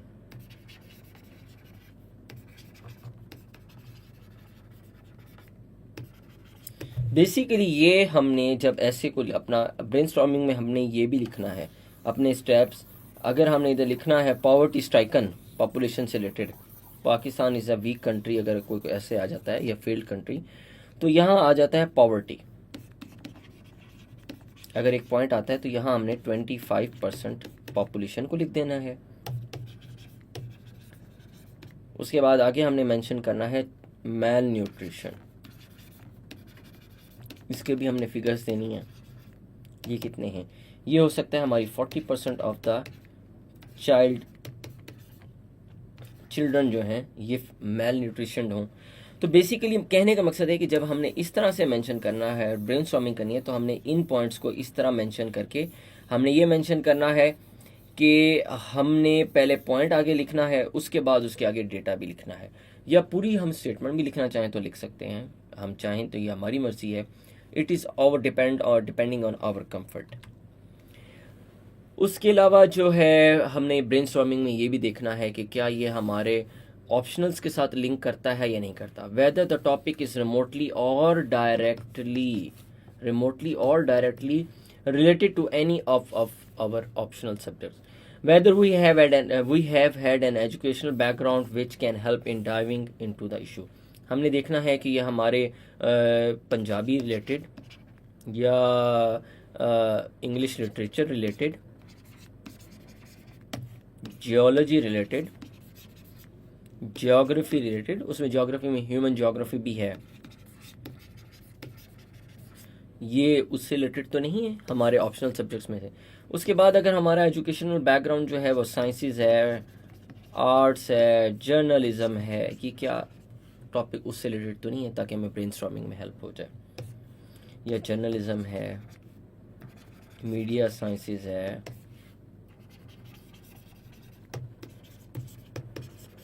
उससे रिलेटेड तो नहीं है, ये भी हमने इसमें बहुत ख्याल रखना है। अब हम एक ऐसे को बेसिकली पॉइंट वाइज लिखते जाएंगे और जो है हम देखेंगे कि हमने इसको कैसे ब्रेनस्टॉर्म करना है। उसके बाद हम उसका वेब भी देखेंगे, हम उसको देखेंगे कौन किसको लीड कर रहा है। एक SSCSS 22 के पेपर में आया है human development and economic sustainability, कि ह्यूमन डेवलपमेंट क्या है और इकोनॉमिक सस्टेनेबिलिटी क्या है। अब ये बहुत ब्रॉड ऐसे है, इस पर कुछ भी लिखना चाहे लिख सकते हैं। ह्यूमन डेवलपमेंट में क्या कुछ आ जाता है? ह्यूमन डेवलपमेंट में आ जाता है, उसके लिए ह्यूमन डेवलपमेंट के लिए ज़रूरी है गवर्नेंस, ह्यूमन डेवलपमेंट के लिए ज़रूरी है इकोनॉमिक अपॉर्चुनिटी। किसी भी इलाके के टूरिज़्म से उसकी ह्यूमन डेवलपमेंट होती है, वहाँ कैश आता है, टूरिज़्म आता है, उधर इंफ्रास्ट्रक्चर बढ़ता है, इंफ्रास्ट्रक्चर के बाद विजिटेशन बढ़ती है, रेवेन्यू ज़्यादा बढ़ता है, लोगों को वहाँ के रोज़गार मिलता है, उसके अलावा वहाँ ट्रेडिंग बढ़ती है, वहाँ कॉमर्स बढ़ती है, बिजनेसेस बढ़ते हैं, उसके अलावा वहाँ पॉवर्टी रिड्यूस होती है, वहाँ एजुकेशन का इंक्रीज़ आ जाता है, वहाँ जब ज़्यादा पॉपुलेशन आएगी ज़्यादा इंट्रैक्शन होगा, लोग कॉपी करेंगे, इस तरीके से जेंडर क्वालिटी जो है वो बहुत इम्प्रूव होती है जब आप ह्यूमन डेवलपमेंट की तरफ जाते हैं। डिस्क्रिमिनेशन रिड्यूस हो जाता है on the basis of caste, minority है, क्रिश्चियन है, किसी ज़ात से ताल्लुक़ रखता है, आपके मुख्तलिफ़ किस्म के स्टीरियोटाइप्स रिड्यूस हो जाते हैं। आप एक पूरी दुनिया में देखेंगे एक सिंगल फैमिली है, that is the rich family. They don't care whether you are Nigerian, whether you are Saudi या Pakistani, if you have got $100 million into your bank account, you're a rich person. If you're a rich person, it doesn't matter, you are an American, you are a Britisher, you are an Australian. मतलब ये भी disparity, मतलब discrimination loose करने के लिए, reduce करने के लिए आपने ह्यूमन डेवलपमेंट को जो है वो करना है।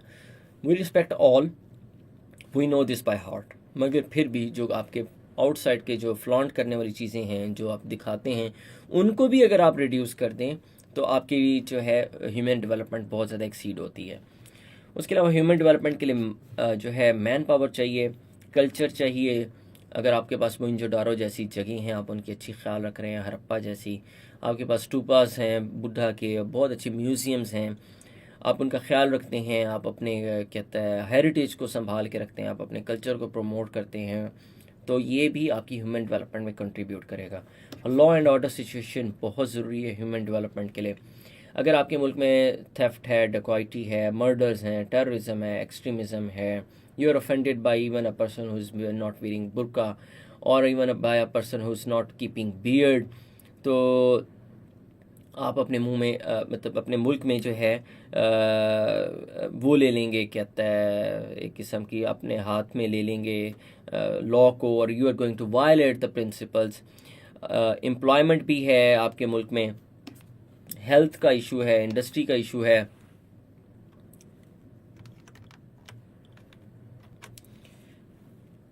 हम इसमें मज़ीद ऐड करना चाहेंगे कि अगर आपके जो है इकोनॉमिक सस्टेनेबिलिटी को अगर आप देखना चाहेंगे तो आपको इकोनॉमिक सस्टेनेबिलिटी के लिए क्लाइमेट चेंज के ऊपर कंट्रोल करना पड़ेगा, इन्वायरमेंटल पोल्यूशन पे कंट्रोल करना पड़ेगा, आपको अर्बनाइजेशन पे कंट्रोल करना पड़ेगा, आपको नेचुरल रिसोर्सेज को प्रिजर्व करना पड़ेगा, इनका ख्याल रखना पड़ेगा इन्वायरमेंटल पोल्यूशन का, ताकि आप इकोनॉमिकली सस्टेनेबल, आपने बहुत ज़्यादा आप तरक्की कर रहे हैं, मगर आप अगर क्लाइमेट का ख्याल नहीं रखेंगे, क्लाइमेट चेंज की तरफ तवज्जो नहीं करेंगे, आपके यहाँ फ्लड्स आएंगे, आपके यहाँ हीट वेव्स आएंगी, आपके यहाँ ड्राउट्स आएंगे, उसके लिए आपको आपकी इकोनॉमिक रिसोर्सेज मज़ीद वेस्ट होंगी। एनवायरमेंटल पोल्यूशन होगा तो आपको आपके हेल्थ इश्यूज़ डेवलप हो जाएंगे, जब आपके हेल्थ इश्यूज़ हो जाएंगे तो आपको ज़्यादा पैसे खर्च करने पड़ेंगे, अपनी हेल्थ के ऊपर ज़्यादा एफर्ट करनी पड़ेगी। Dependence on fuel, fossil fuels जो है इकोनॉमिक सस्टेनेबिलिटी के लिए बहुत जो है वो ख़तरनाक हैं।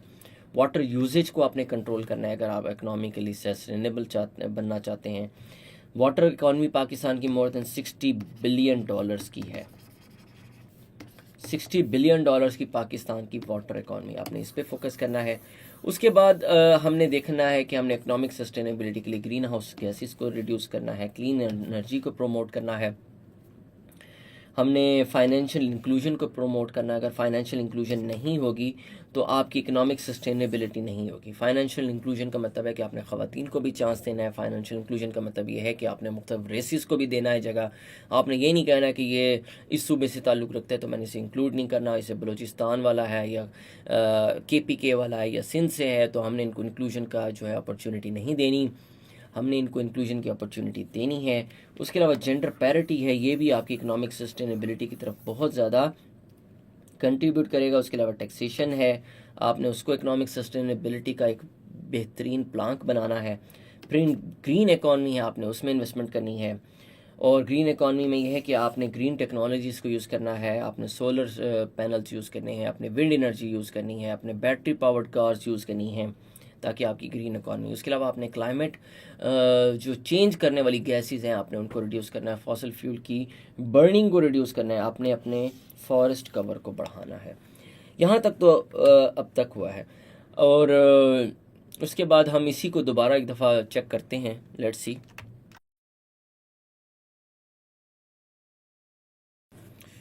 जी, तो ये अगर आप देखेंगे तो बेसिकली ये एक चार्ट बना हुआ है, हमने ह्यूमन डेवलपमेंट में क्या क्या चीज़ें इंक्लूडेड हैं हम उसको लिंक करेंगे इकोनॉमिक सस्टेनेबिलिटी के साथ। वाइस वर्सा है, अगर आप चाहें तो आप इसको यहाँ पहले ह्यूमन डेवलपमेंट से आर्ग्यूमेंट बिल्ड कर सकते हैं, मगर ह्यूमन डेवलपमेंट के साथ क्या क्या लिंक्ड है? एजुकेशन। जब एजुकेशन होगी तो लिटरेसी होगी और ह्यूमन कैपिटल डेवलप होगा। उसके बाद ह्यूमन डेवलपमेंट के लिए हेल्थ ज़रूरी है। जब हेल्थ होगी तो क्वालिटी ऑफ लाइफ होगी और इकोनॉमिक आउटपुट होगा। इकोनॉमिक सस्टेनेबिलिटी जो है उसके लिए आपको लिटरेसी चाहिए, आपको ह्यूमन कैपिटल चाहिए, क्वालिटी ऑफ लाइफ चाहिए। इकोनॉमिक सस्टेनेबिलिटी इंश्योर करती है कि क्वालिटी ऑफ लाइफ हो। इकोनॉमिक स्टेबिलिटी सस्टेनेबिलिटी इंश्योर करती है कि इकोनॉमिक आउटपुट हो। जब आपके मुल्क में एम्प्लॉयमेंट होगी तो आप पॉवर्टी को रिड्यूस करेंगे। जब आप पॉवर्टी को रिड्यूस करेंगे तो आप सस्टेनेंस को इनकरेज करेंगे। तो इकोनॉमिक सस्टेनेबिलिटी अब पॉवर्टी रिडक्शन और सस्टेनेंस पे आती है। उसके बाद आप जब क्लीन एनर्जी को ह्यूमन डेवलपमेंट का पार्ट बनाएंगे, ह्यूमन डेवलपमेंट के लिए क्लीन एनर्जी होना ज़रूरी है। जब आप क्लीन एनर्जी लेके आएंगे तो आप पोल्यूशन को रिड्यूस करेंगे। जब आप पोल्यूशन को रिड्यूस करेंगे क्लाइमेट चेंज भी रिड्यूस होगा। पोल्यूशन से आपकी हेल्थ के प्रॉब्लम्स भी रिड्यूस होंगे, आपकी जो एनवायरनमेंट भी बहुत क्लीन होगी, आपके यहाँ हेल्थ हैज़र्ड्स रिड्यूस हो जाएंगे। ह्यूमन डेवलपमेंट के लिए एफॉरेस्टेशन ज़रूरत है, आपने ज़्यादा फॉरेस्ट कवर बढ़ाना है। गवर्नेंस ज़रूरी है, रूल ऑफ लॉ ज़रूरी है, वाटर मैनेजमेंट ज़रूरी है, आर्ट एंड कल्चर ज़रूरी है, जेंडर इक्वालिटी ज़रूरी है, वुमेन राइट्स ज़रूरी हैं। वुमेन राइट्स होंगे तो आपकी इकोनॉमिक डिस्पैरिटी रिड्यूस होगी। ये कॉज एंड इफेक्ट के तौर पे भी मैंने इसे एक तरह से ड्रॉ किया। आप एरो के लिहाज से अगर देखेंगे इन एरोज़ को फॉलो करेंगे तो आप देखेंगे कि ये कॉज एंड इफेक्ट के तौर पे ऑपरेट हो रहा है। वुमेन राइट्स होंगे तो रिमूवल ऑफ इकोनॉमिक डिस्पैरिटी होगी। जेंडर इक्वालिटी होगी तो इंक्रीज इन जीडीपी होगा। आर्ट एंड कल्चर होगा तो टूरिज्म, फॉरेन एक्सचेंज आएगा। वाटर मैनेजमेंट होगी तो ग्रेटर क्रॉप यील्ड होगी। ह्यूमन डेवलपमेंट के अंदर वाटर मैनेजमेंट का एक बहुत बड़ा रोल है। Water is basically life. जितना ज़्यादा आपकी पर कैपिटा वाटर की अवेलेबिलिटी बेहतर होगी उतनी ज़्यादा आपकी जीडीपी ग्रो करेगी। रिसर्च सजेस्ट करती है कि जैसे आपकी पर कैपिटा वाटर अवेलेबिलिटी बेहतर होती है, आपकी जीडीपी जो है वो ग्रो करती है। अगर आपकी पर कैपिटा भी है 500 लीटर्स पर डे, अगर ये बढ़ के आपकी हो जाती है 1800 पर डे, ये एक एग्ज़ाम्पल है, तो आपकी जीडीपी जो है वो कम से कम 7 टाइम्स बढ़ जाएगा। ये 7 टाइम्स बढ़ जाएगा। ठीक है, ये एक हाइपोथेटिकल एग्जांपल है, don't take it that it is going to be a perfect solution. मगर कहने का मतलब ये है कि ये सब चीज़ें कंट्रीब्यूट करें। रूल ऑफ लॉ है तो आपके मुल्क में स्टेबिलिटी और अनसर्टेनिटी एंड हो जाएगी। गवर्नेंस होगी तो पॉलिटिकल स्टेबिलिटी आएगी। जब पॉलिटिकल स्टेबिलिटी आएगी तो इकोनॉमिक सस्टेनेबिलिटी आपकी बढ़ जाएगी। तो यहाँ ये अब तक की तो हमने मुख्तलिफ आइडियाज़ को ब्रोच किया है कि इकोनॉमिक सस्टेनेबिलिटी और ह्यूमन डेवलपमेंट के लिए क्या क्या चीज़ें रिक्वायर हो सकती हैं। ह्यूमन डेवलपमेंट के लिए एजुकेशन ज़रूरी है, health, employment, clean energy, afforestation, governance, rule of law, water management, art and culture, gender equality, women rights. Economic sustainability के लिए literacy, quality of life, poverty, इन सब को जो है ये आप कंट्रोल कर सकते हैं। बेतहाशा रीजंस हैं, हम इन सबको इनुमरेट काफ़ी सारे हमने कर दिए हैं। लेट्स सी इसकी कोई और डायग्राम अगर हमें अवेलेबल हो, हम इसके कुछ सैलिएंट पॉइंट्स देख लेते हैं जिससे हमें पता चल जाए कि हमने ब्रेनस्टॉर्मिंग में क्या क्या लिखा है। ये मेरी ब्रेनस्टॉर्मिंग भी है, मैं चाहूँ तो इसको आउटलाइन की फॉर्म में भी लिख सकता हूँ, हम आउटलाइन की फॉर्म में भी लिखेंगे इसको, और इसमें सैलिएंट पॉइंट्स ये आ जाते हैं। Unbridled human development can damage economic development, कि अगर एक अनब्राइडल्ड ह्यूमन डेवलपमेंट होगी तो वो इकोनॉमिक डेवलपमेंट को डैमेज कर देगी। आजकल तो यही आर्गूमेंट चल रहा है कि पाकिस्तान की जो ग्रोथ है वो आइडियली अच्छी ग्रोथ रेट जो है 4% पे है, अभी आजकल ग्रो कर रहा है 6% पे, और ये एक अनसस्टेनेबल ग्रोथ रेट है। उसकी वजह क्या है? उसकी वजह यह है कि जब 6% ग्रोथ रेट होगी तो इंपोर्ट्स बढ़ जाएंगी, एक्सपोर्ट्स स्टैग्नेट करेंगी। तो जब इंपोर्ट्स बढ़ जाएंगी तो गवर्नमेंट जो है उसके डॉलर्स रिड्यूस हो जाएंगे, डॉलर्स रिड्यूस हो जाएंगे, और जब डॉलर्स रिड्यूस हो जाएंगे गवर्नमेंट के डॉलर्स, डॉलर का रेट रिड्यूस नहीं हो रहा, डॉलर्स गवर्नमेंट के पास रिड्यूस हो जाएंगे, तो फिर इकोनॉमिकली गवर्नमेंट अनस्टेबल हो जाएगी। तो ये एक आर्गूमेंट चल रहा है अनब्राइडल्ड ह्यूमन डेवलपमेंट। देखिए ना, अनब्राइडल्ड ह्यूमन डेवलपमेंट खाली ग्रोथ से रिलेटेड नहीं है। आपने रूरल एरिया को जो है उसकी अनब्राइडल्ड ग्रोथ, एक उसकी मिसाल ये है कि आपने रूरल एरिया को फार्मिंग से हटा के उधर एक हाउसिंग स्कीम बना दी। फार्मिंग आपने ख़त्म कर दी, आपने डेवलप कर दी एक housing scheme.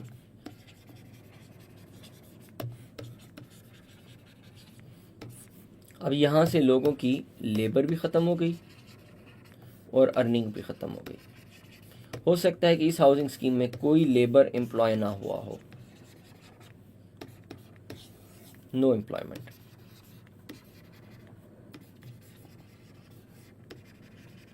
Know employment for labour, ठीक है। तो बेसिकली यहाँ एक तो ये आपने मेंशन कर दिया। Now let's move indicators on education poverty, indicators on education, poverty reduction, improvement in literacy rate, etc. may improve temporarily at the cost of rapid urbanization. Economic growth may be accompanied by environmental degradation, climate change, pollution. मतलब इनको accompanied है ये कि हो सकता है कि जब आप अनब्राइडल्ड ह्यूमन डेवलपमेंट की तरफ जाएं तो आप इकोनॉमिकली ग्रो कर रहे हैं, मगर आपके यहाँ क्लाइमेट चेंज को भी आप कंट्रोल नहीं कर रहे, एनवायरमेंटल डिग्रेडेशन को भी आप कंट्रोल नहीं कर रहे, पोल्यूशन को भी कंट्रोल नहीं कर रहे, आप वाटर शॉर्टेजेस को कंट्रोल नहीं कर रहे, आप वाइल्ड लाइफ को डैमेज कर रहे हैं, आप survival of flora and fauna उनको भी डैमेज कर रहे हैं। Clean energy production sacrifice in pursuit of insatiable economic growth. आपने ह्यूमन डेवलपमेंट को कई दफ़ा अचीव करने के लिए आपने क्लीन एनर्जी को सेक्रीफाइस कर दिया है। Sustainable economic growth can cater to human development. Sustainable means that you are doing all those steps which contribute to human development and which don't overheat the economy, which don't destroy the economy, which give more support to the economy, which generate clean energy, better education, better employment, their opportunities, they reduce poverty, they give you clean drinking water, they minimize waterborne diseases. ये clean आपकी जो है sustainable economic growth के through आप possible है। उसके लिए ज़रूरी क्या है कि आपने strictly following regulations and rules can protect depleting natural forest and resources. Human development का ये भी एक इम्पॉर्टेंट एस्पेक्ट है और सस्टेनेबल इकोनॉमिक जो है डेवलपमेंट के लिए। Economic sustainability depends on earning more for the state through exports and lesser reliance on imports. ये भी एक ज़रूरी चीज़ है। Increase in employment, poverty alleviation, improving health and education standards would improve economic stability. ये मुख्तलिफ points लिखे गए हैं, इनको शेप अप भी किया जाएगा, अभी वो भी देखेंगे। और उसके अंदर ये है कि governance, rule of law and a robust taxation system to ensure economic stability. ये रैंडम फॉर्म में है ब्रेनस्टॉर्मिंग, इसलिए अगर आपको कोई थोड़ा सा इशू आ रहा हो तो आप इसको एक दफ़ा एक पेपर पे जॉट डाउन कर लीजिएगा, आप इसको लिखते जाएंगे, फिर उसको हम ग्रेड करेंगे कि how do we are going to make an outline for that. क्योंकि ब्रेनस्टॉर्मिंग में तो आपके स्प्लिंटर्ड आइडियाज़ होते हैं, they are never like that, you have to number them. How can Pakistan achieve human development and economic stability simultaneously, ये question है। Take unpopular decisions and drastic steps to achieve rule of law, eliminate corruption and cronyism, ये भी आपकी economic sustainability के लिए बहुत ज़रूरी है। Special laws to enforce regulations, increase in tax revenues and tax base, ये एक तरह से ब्रेनस्टॉर्मिंग की गई है। मैं रिकाउंट कर देता हूँ कि हमने अनब्राइडल ह्यूमन डेवलपमेंट की तरफ फोकस करना है, हमने poverty reduction, improvement in literacy rate, और उसके अलावा रैपिड अर्बनाइजेशन को रिड्यूस करना है। उसके अलावा हमने एनवायरमेंटल डिग्रेडेशन को कंट्रोल करना है, क्लाइमेट चेंज, पोल्यूशन, इनको कंट्रोल करना है। उसके अलावा हमने damage to water resources, reducing of water resources, उनको कंट्रोल करना है। क्लीन एनर्जी प्रोडक्शन की तरफ जाना है, सेक्रीफाइस करना, उसकी तरफ रेगुलेशंस इंप्रूव करनी है, रूल्स को ड्राफ्ट करना है, नेचुरल फॉरेस्ट और रिसोर्सेज को प्रोटेक्ट करना है। Economic sustainability depends on earning more for the state through exports and lesser reliance on imports. यहाँ ये बताना ज़रूरी है, नोट मैंने लिखा exclusive, this is a very wide topic, you can write on it from any perspective, you can treat it as an argumentative essay और descriptive ऐसे। You can choose different essay writing styles which can be overlapping. You can also treat it as a cause and effect essay. यहाँ ये बताने का मकसद है कि जब आप ब्रेनस्टॉर्मिंग कर रहे हैं तो आपके जहन में होना चाहिए कि आप किस पर्सपेक्टिव से कर रहे हैं, ये भी ज़रूरी है। ऑल्दो कि मैंने ये शुरू में मेंशन किया था कि नैरेटिव स्टाइल का कोई इतना ज़्यादा फ़र्क नहीं पड़ता। आप एक ऐसे में एक नहीं, दो नहीं, तीन चार नैरेटिव स्टाइल्स यूज़ कर सकते हैं, मगर ये जहन में रखना ज़रूरी है कि एक बहुत वाइड टॉपिक है। आप अगर इसे पहली ही उसमें गो में आर्ग्यूमेंटेटिव या कॉज एंड इफेक्ट के तौर पे लेके चलेंगे, आर्ग्यूमेंटेटिव के तौर पे तो वो भी एक एक्सेप्टेबल स्टाइल है, कॉज एंड इफेक्ट के तौर पे लेके चलेंगे तो वो भी एक एक्सेप्टेबल स्टाइल है। यहाँ मैं कहना क्या चाह रहा हूँ ये ज़रा देखते हैं दोबारा। अगर आप कॉज और इफेक्ट की तरफ लेके जाना चाहते हैं तो आप कहेंगे कि ह्यूमन डेवलपमेंट के लिए, जब आप ह्यूमन डेवलपमेंट करेंगे आप एजुकेशन पे फोकस करेंगे, तो इकोनॉमिक सस्टेनेबिलिटी के तौर पे आप एजुकेशन की तरफ जाएंगे तो लिटरेसी मिलेगी और ह्यूमन कैपिटल डेवलप होगा, जिससे इकोनॉमिक सस्टेनेबिलिटी आएगी। हेल्थ पे फोकस करेंगे तो क्वालिटी ऑफ लाइफ बेहतर होगी, इकोनॉमिक आउटपुट बेहतर होगी, उससे इकोनॉमिक सस्टेनेबिलिटी आएगी। एम्प्लॉयमेंट की तरफ फोकस करेंगे तो पॉवर्टी रिड्यूस होगी, सस्टेनेंस आएगी, इकोनॉमिक सस्टेनेबिलिटी बढ़ेगी।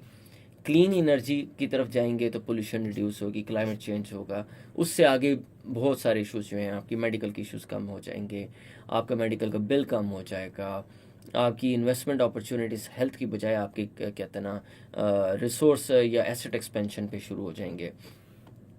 आप एफॉरेस्टेशन की तरफ जाएंगे तो क्लाइमेट चेंज को रिड्यूस करेंगे और फ्लड को रिड्यूस करेंगे, इससे भी आपकी इकोनॉमिक सस्टेनेबिलिटी बेहतर हो जाएगी।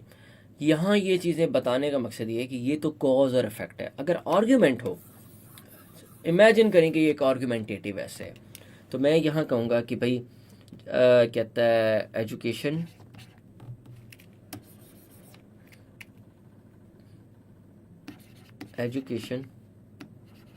guarantees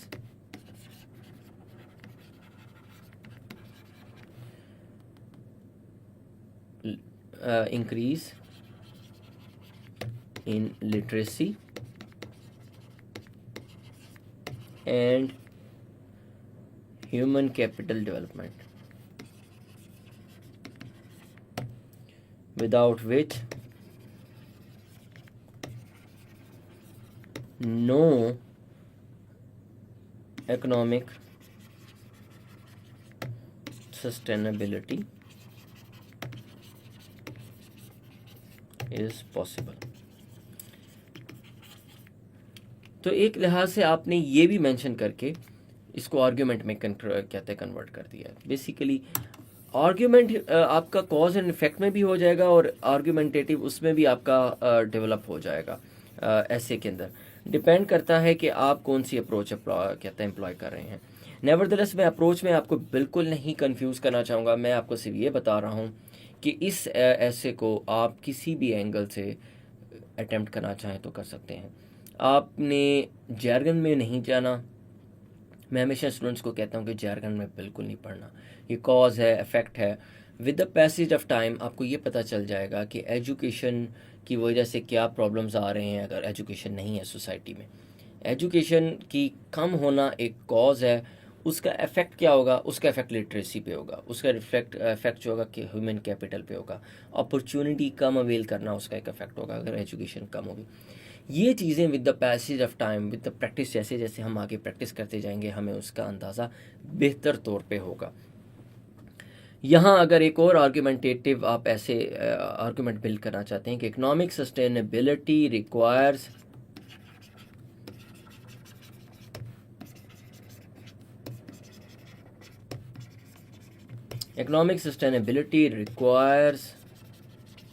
investing in health and well-being, तो ये भी एक इक्वली एक्सेप्टेबल जो है वो ऐसे है, इन हेल्थ एंड वेलबींग, तो ये भी 100% एक्सेप्टेबल है। यहाँ ये बताने का मकसद है। अब हम एक और ऐसे की जो है ब्रेनस्टॉर्मिंग को चेक करते हैं। ये भी CSS 2022 के अंदर स्टूडेंट्स अपीयर हुआ है, हम इसको डिस्कस करेंगे डिटेल में। हम खाली एक ऐसे नहीं, इसके अलावा भी काफ़ी सारे डिस्कस करेंगे, तो don't you worry about that students.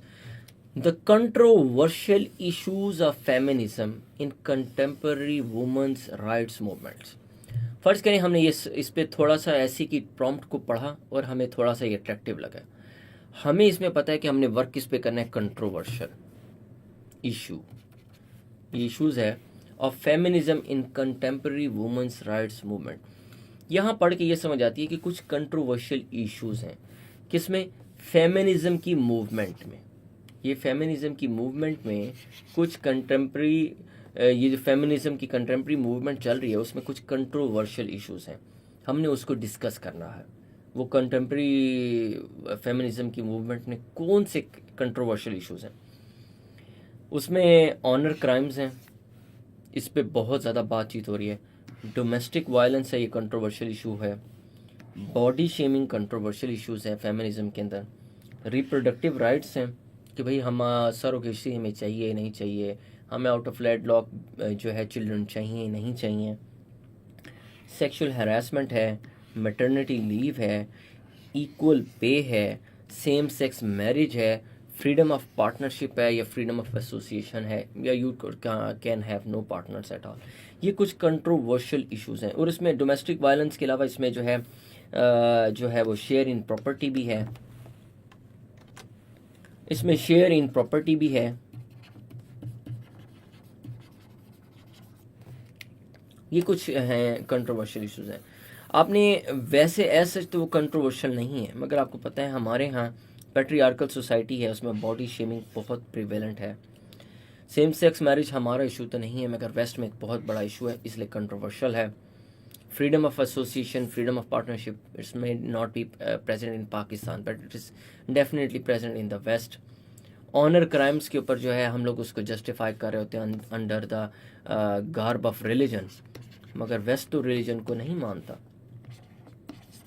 वो कहते हैं no honour crimes.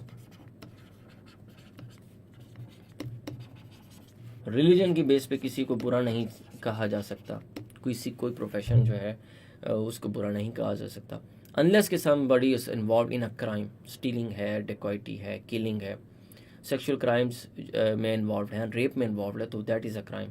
Other than that अगर जो है किसी किस्म का भी कोई ऐसा बिजनेस है जो कहते हैं ना जो क्राइम की डेफिनेशन में नहीं आता, तो वो 100% अलाउड है।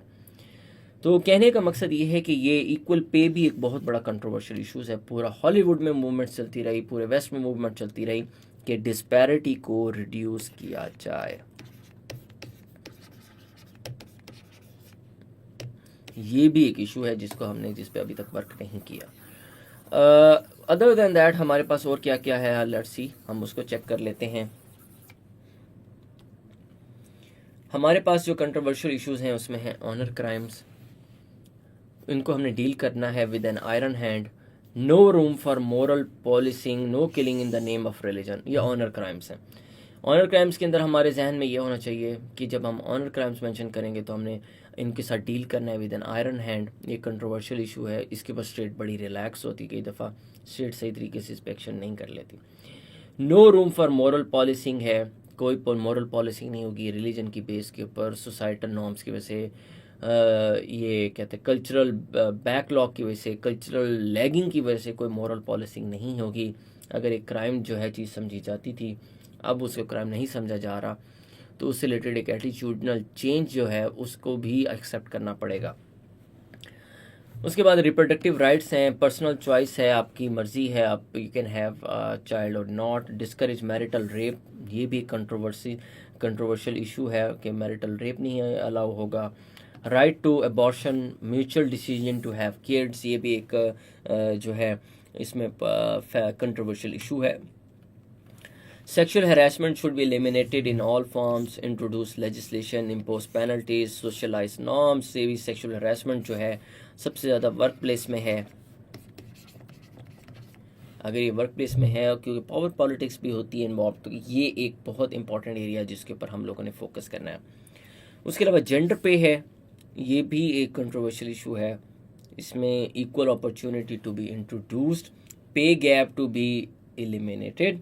डोमेस्टिक वायलेंस है, उसके अलावा intolerable in all form, special laws to curb domestic violence. ये हमने कुछ जो है ब्रेनस्टॉर्मिंग जहन में इसमें की है। उसके अलावा जो है इकोनॉमिक पार्टिसिपेशन है, हमने इकोनॉमिक पार्टिसिपेशन को जो है वो इंक्रीज़ करना है, स्पेशल कोटाज रखने हैं, मोर सीट एलोकेशन करनी है, एज़ पर पॉपुलेशन डिस्ट्रीब्यूशन करनी है। फीमेल हेल्थ जो है वो बिल्कुल प्रायोरिटाइज नहीं की जाती, और डेवलपिंग कंट्रीज़ में तो फीमेल पॉपुलेशन के ऊपर बहुत कम जो है वो होता है। हमारे यहाँ आपको पता है जो मेल ब्रेड विनर है वो सबसे ज़्यादा शेयर लेके जाता है फूड में, share in food, share in care, layer, और इसके अलावा जो है वेल्थ। जो मेल ब्रेड विनर है वो सारा शेयर तकरीबन ले जाता है। हमारी जैसी सोसाइटीज़ के अंदर फीमेल हेल्थ के ऊपर कोई जो है किसी किस्म का जो है वो फोकस नहीं होता। तो ये भी ड्यूरिंग और ख़ास तौर पे प्रेगनेंसी के दौरान तो बिल्कुल भी नहीं होता। ना फूड का कोई ख्याल है, ना कहता है वैक्सीनेशन है, और ना किसी किस्म का जो है ये कहता है आप कह सकते हैं ना वो है आपके फीमेल पॉपुलेशन के लिए रेस्ट है, और ना मेडिकेशन है, ना रेगुलर चेकअप्स हैं।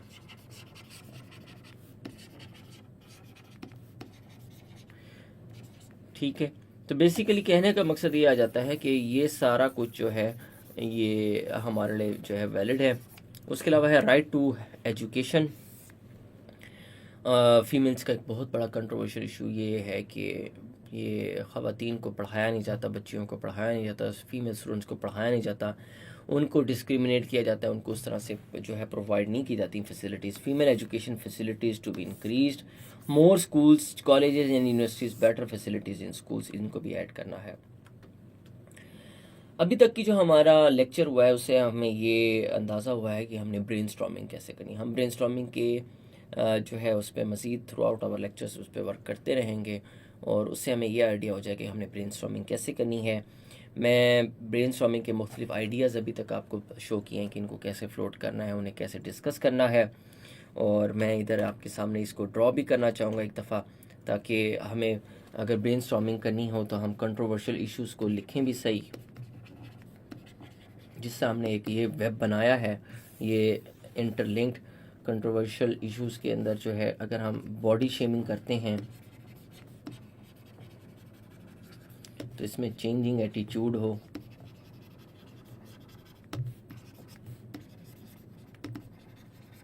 उसके अलावा जो है ये fitness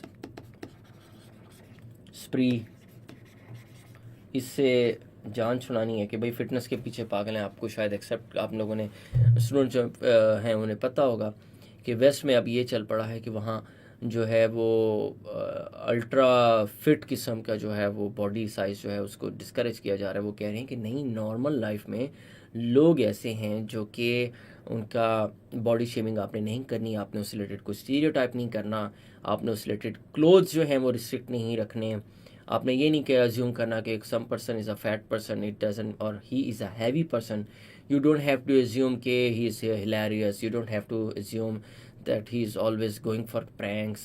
And you don't have to assume that this is a non-serious person. Body shaming को बहुत ज़्यादा discourage किया जा रहा है. If you have, you don't have even have the right to comment on somebody's. It is just considered just as an insult. तो you can B sued for that. तो हमने ये भी एक कंट्रोवर्शियल इशू है, इसको हाईलाइट करना है। इसको इस तरीके से इसकी जो है बॉडी शेमिंग, चिंग एटीट्यूड, फिटनेस प्री, उसके बाद क्लोथिंग ट्रेंड्स, इनको मेंशन करना है, ये भी पॉइंट्स है।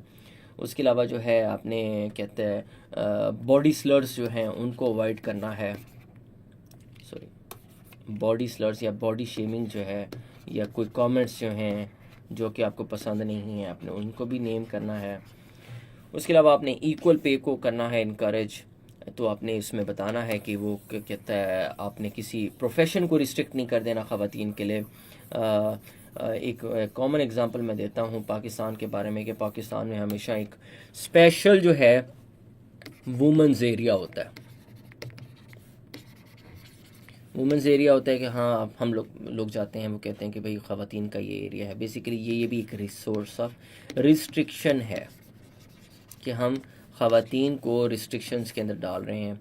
मतलब ये एक ओपिनियन मेरा नहीं है, ये मतलब एक जो कॉमन ऑब्जर्वेशन है कि ये वुमेंस एरिया का मतलब ये है कि सेग्रीगेशन की तरफ जा रहे हैं। अगर सेग्रीगेशन की तरफ जा रहे हैं तो you are compartmentalising women for that. तो इसी तरह इक्वल पे भी जो है कंपार्टमेंटलाइजेशन की साइड के ऊपर आ जाता है कि आपने प्रोफेशन रख दिया है, उस प्रोफेशन के स्टीरियोटाइप्स हैं, उसके स्ट्रिंजेंट चेक्स हैं,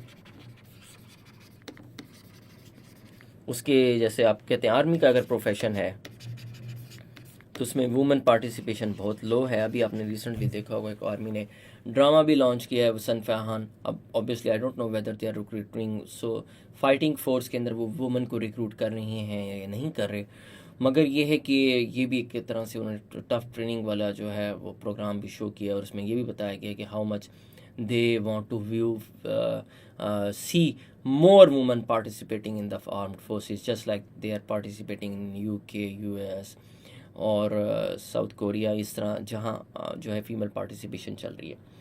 तो बेसिकली हमने ये सारे पॉइंट्स लिखने हैं और अभी तक तो हमने अपनी जो इसमें ब्रेनस्टॉर्मिंग की है। आई होप कि आप लोगों को यूज़फुल लगा होगा। Will carry on with that. Till then take care and thank you very much.